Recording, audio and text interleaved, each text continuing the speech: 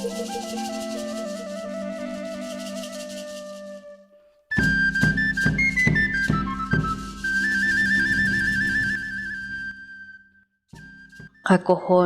chuch juntir neuwih k'aslimal, hinon qakojon chuch qach'umilal, nensipal chiqeju loq'lajajaw, reloq' tiqapan qus relaj qak'aslimal.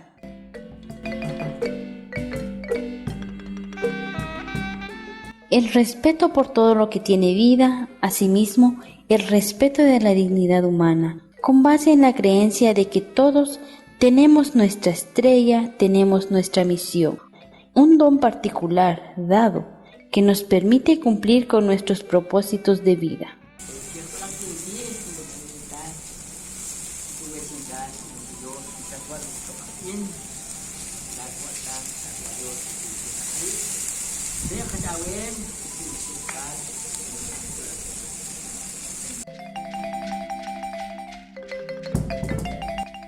En cada práctica espiritual o religiosa existe una persona que guía el camino de los demás, sobre la fe, de la experiencia, de un ser supremo, creador y formador del universo.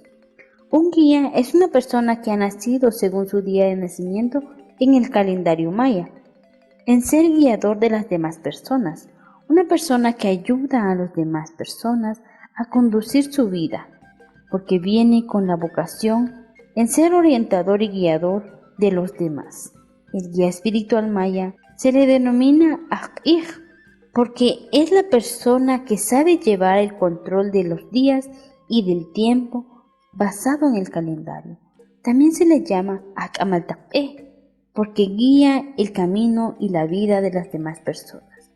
Ellos son quienes llevan la cuenta del tiempo, según el calendario maya.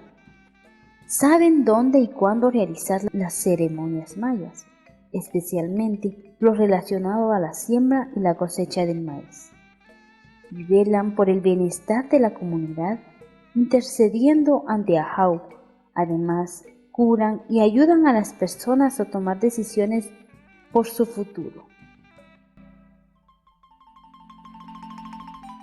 Wenewinen kitaraj tqulchak Tejranahun sipan reloj lajajaw, chuch loq lajwitztaq, nojel jukal q'ij.